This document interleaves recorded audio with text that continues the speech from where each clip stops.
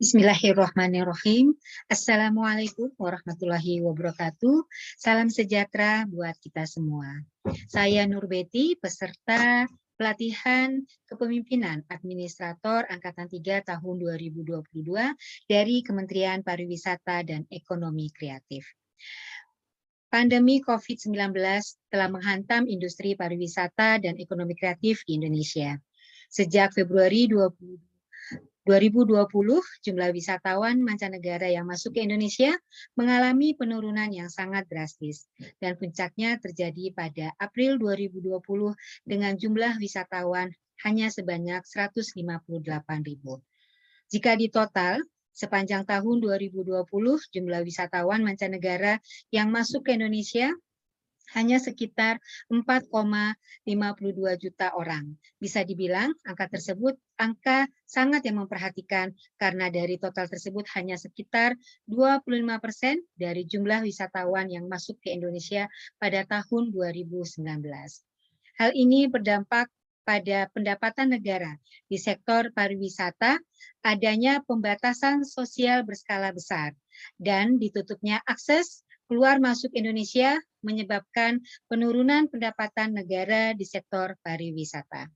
Di sisi lain, pandemi COVID-19 juga berdampak langsung pada berbagai lapangan pekerjaan di sektor pariwisata. Menurut data BPS 2020, sekitar 409.000 tenaga kerja di sektor pariwisata kehilangan pekerjaan akibat pandemi COVID-19. Bali sebagai destinasi utama pariwisata merupakan daerah yang paling merasakan dampak pandemi COVID-19. Badan Pusat Statistik mencatat tingkat pertumbuhan Bali pada kuartal 2 tahun 2020 anjlok 10,98% secara year on year. Kontribusi devisa pariwisata Bali terhadap perekonomian nasional pada 2019 mencapai 75 triliun atau sekitar 28,9% dari total pendapatan devisa pariwisata negara.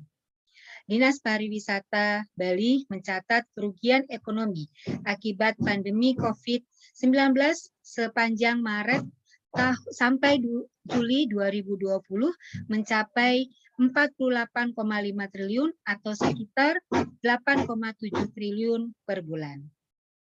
Menyikapi dampak pandemi COVID-19, Kemenparekraf merespon dengan melakukan upaya-upaya perubahan untuk menyelamatkan pariwisata Indonesia. Ada 3 fase penyelamatan yang dilakukan oleh Kementerian Pariwisata dan Ekonomi Kreatif, yaitu tanggap darurat, pemulihan, dan normalisasi. Fase tanggap darurat difokuskan kepada kesehatan, seperti menginisiasi program perlindungan sosial, mendorong kreativitas dan produktivitas saat WFH, melakukan koordinasi krisis pariwisata dengan daerah pariwisata, serta melakukan persiapan pemulihan. Pada tahap pemulihan dan normalisasi, dilakukan program Indonesia Care, pembangunan infrastruktur, serta peningkatan SDM pelaku pariwisata dan ekonomi kreatif. Hal ini bertujuan untuk menjaga rantai supply and demand di sektor pariwisata dan ekonomi kreatif. Selain itu juga ditargetkan pencapaian quick wins, diantaranya penerapan protokol kesehatan yang disiplin, akselerasi sertifikasi cleanliness, health, safety, and environmental sustainability untuk seluruh usaha pariwisata dan ekonomi kreatif, terdiri dari hotel, homestay, restoran, rumah makan, daya tarik wisata, gelanggang seni, produksi film, TV, dan iklan, serta usaha ekraf lainnya, serta upaya pengaturan jumlah pengunjung agar tidak terjadi kerumunan di destinasi pariwisata. Seluruh program tersebut dilaksanakan melalui koordinasi dan kerjasama dengan Kementerian Kesehatan, KL terkait, dan gugus tugas COVID-19 nasional.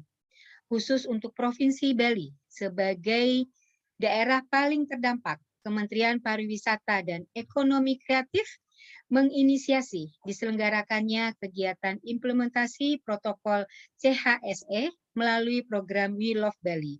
Tujuan diselenggarakan program tersebut yaitu sebagai salah satu upaya untuk menggerakkan roda perekonomian, usaha pariwisata di Bali, dan memulihkan citra pariwisata. Selain itu, program ini juga bertujuan sebagai sarana mempromosikan berbagai destinasi pariwisata Bali dengan Femtrip Wisatawan Nusantara, mengedukasi tentang CHSE, serta sebagai upaya meningkatkan rasa kepedulian.